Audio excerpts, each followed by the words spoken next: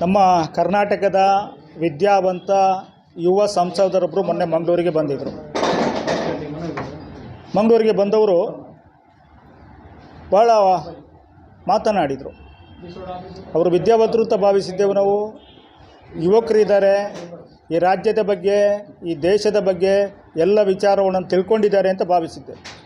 ಆದರೆ ರೈತರಿಗೆ ಸಾಲ ಮನ್ನಾ ಮಾಡೋದ್ರಿಂದ ಈ ದೇಶಕ್ಕೆ ಏನೂ ಲಾಭ ಇಲ್ಲ ಅಂತ ಹೇಳ್ತಕ್ಕಂಥ ಮಾತನ್ನು ಹೇಳಿದರು. ಬಹುಶಃ ಅವರಿಗೆ ನಾನು ಪ್ರಶ್ನೆ ಮಾಡಲಿಕ್ಕೆ ಬಯಸ್ತೇನೆ. ಈ ದೇಶದಲ್ಲಿ ಸುಮಾರು 52ರಿಂದ 53% ಉದ್ಯೋಗವನ್ನು ಸೃಷ್ಟಿ ಮಾಡಿಕೊಡ್ತಕ್ಕಂಥ ಕ್ಷೇತ್ರ ಇದೆ, ಅದು ಕೃಷಿ ಕ್ಷೇತ್ರ. ನೇರವಾಗಿ ಕೃಷಿಯಲ್ಲಿ ಈಗ ಸುಮಾರು 67% ಜನ ಭಾರತ ದೇಶದಲ್ಲಿ ಕೃಷಿಯಲ್ಲಿ ತೊಡಗಿಸಿಕೊಂಡಿದ್ದಾರೆ. ಇವತ್ತು ಇದು ಕೃಷಿ ಪ್ರಧಾನವಾದಂಥ ದೇಶ. ಇದು ಚೈನಾ ಅಲ್ಲ, ಭಾರತ. ಇದು ಜಪಾನ್ ಅಲ್ಲ, ಭಾರತ. ಸಂಸದರು ಕೊಡ್ತಕ್ಕಂಥ ಹೇಳಿಕೆಗಳು ಭಾಳ ಬಾಲಿಶ ಆಗಿದೆ. ಬಹುಶಃ ಈ ದೇಶದ ಆರ್ಥಿಕತೆ ಮತ್ತು ತೆರಿಗೆ ವಿಚಾರ ಇನ್ನೂ ಕೂಡ ಅವರು ಅರ್ಥ ಮಾಡಿಕೊಳ್ಳಿಲ್ಲ ಅಂತ ನಾನು ಭಾವಿಸಿದ್ದೇನೆ. ತೆರಿಗೆಯಲ್ಲಿ 2 ರೀತಿಯಲ್ಲಿ ತೆರಿಗೆ ಇದೆ. ನಮ್ಮ ದೇಶದ ಖಜಾನೆ ಇರ್ಬೋದು, ರಾಜ್ಯದ ಖಜಾನೆಗೆ ನೇರ ತೆರಿಗೆ ಬರ್ತದೆ ಮತ್ತು ಇಂಡೈರೆಕ್ಟ್ ಟ್ಯಾಕ್ಸ್ ಬರ್ತದೆ.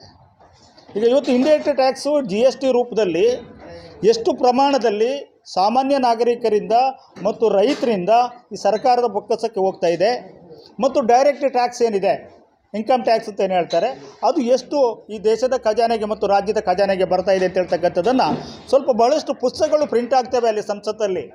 ಎಲ್ಲ ವಿಚಾರವಾಗಿ ಆರ್ಥಿಕ ವಿಚಾರ ಇರ್ಬೋದು, ಕಾನೂನುಗಳಿರ್ಬೋದು, ಯೋಜನೆಗಳಿರ್ಬೋದು, ಅಲ್ಲಿ ಸಾವಿರಗಟ್ಟಲೆ ಪುಸ್ತಕಗಳು ಪ್ರಿಂಟ್ ಆಗ್ತವೆ.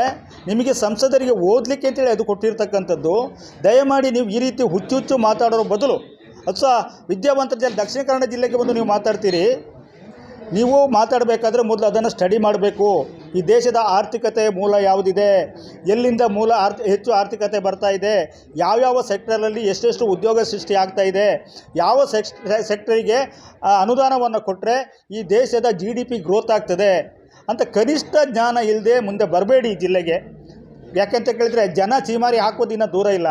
ನೀವೊಬ್ಬರು ಯುವಕರಿದ್ದೀರಿ, ವಿದ್ಯಾವಂತರಿದ್ದೀರಿ, ಈ ದೇಶದ ಭವಿಷ್ಯ ಮುಂದೆ ಒಳ್ಳೆ ರಾಜಕಾರಣಿ ಆಗ್ಬೋದು ಅಂತ ಎಲ್ಲರೂ ಭಾವಿಸಿದ್ದೀವಿ ನಾವು. ಆದರೆ ನೀವು ಇಷ್ಟು ಸಣ್ಣ ಮನಸ್ಸಿನವರು ಅಂತ ಹೇಳುವಂಥದ್ದು ಗೊತ್ತಿರಲಿಲ್ಲ. ಬಹುಶಃ ನೀವು ದೋಸೆ ಸವಿತೀರಿ ಬೇರೆ ಬೇರೆ ಕಡೆ ಹೋಟೆಲಿಗೆ ಹೋಗಿ. ಯಾವಾಗ ಈ ದೇಶದ ಜನ, ಈ ರಾಜ್ಯದ ಸಂಕಷ್ಟದಲ್ಲಿರೋ ಸಂದರ್ಭದಲ್ಲಿ ಇರಲಿ ಬಿಡಿ, ಅದು ನಿಮ್ಮ ಚಪಲ, ನಾವೇನು ಮಾಡಲಿಕ್ಕೆ ಆಗೋದಿಲ್ಲ. ಆದರೆ ಚಪಲ ಇದೆ ಅಂತೇಳಿ ಬಾಯಿಗೆ ಬಂದ ರೀತಿಯಲ್ಲಿ ಈ ದೇಶದ